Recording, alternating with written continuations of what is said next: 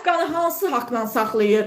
Bu bütün yenə deyirəm, insan haqlarına, hüquqlarına, ailənin üstünə adı ziddir. Bu ən əsası qanuna, insanlığa, yazılan və yazılmayan qanunlara ziddir. Bilirsiniz bu nəyin qisasıdır? İlham Əliyev onun qisasını alır ki, bax sən danışdın, sən mübarizə apardın, sən Avropa Məhkəməsinin qərarına qədər gedib onu əldə elədin, amma sənin yoldaşın əsirdir, sənin uşağın yetimdir, siz xoşbəxt olmayacaqsınız, çünki mən buna icazə vermirəm. Bu onun qisasıdır ki, biz mübarizə aparırıq.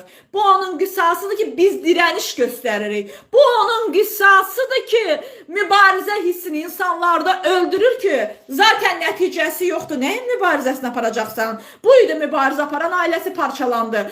Övladı başsız qaldı, ağlar qaldı, küçələrdə qaldı. Baxın, mübarizə aparan Sevinc idi. Bu Azərbaycan xalqına bir nümunə olaraq göstərilir.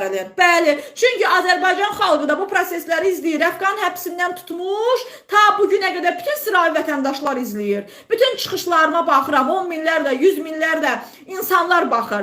O günlərin çıxışlarını mən TikTok platformasında danışıram, mən orada kanalım şikayət olunur və canlı yayımları götürüb sonradan TikToka yerləşdirirəm. Və baxıram, adi bir çıxışımın 300 bindən çox baxışı olubdur. 300 min.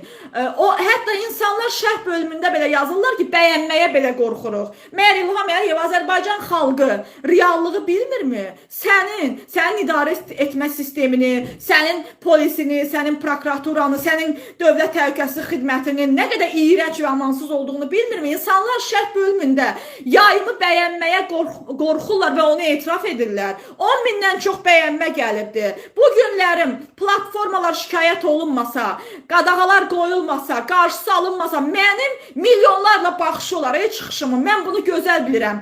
Facebook hamısı kısıtlamada, yayım gedib çıxmır, yazılarımız çatmır auditoriyaya, TikTok onun kimi, YouTube'un özü onun kimi. Sən əgər şərəfli və ləyaqətli bir lidersənsə, ölkə rəhbərisənsə, niyə bu qədər qadağalar qoyursan? Niyə bu qədər məhdudiyyətlər qoyursan? Qoy danışaq, qoy səsimizi milyonlar eşitsin və milyonlar qiymət versin ki, haqq nədir, nahaq nədir? Nə yaxşı əxlaqsızlığı anarxiya açıb buraxmısan, efirlər, sosial şəbəkələr pozğunluq daş alır gedir.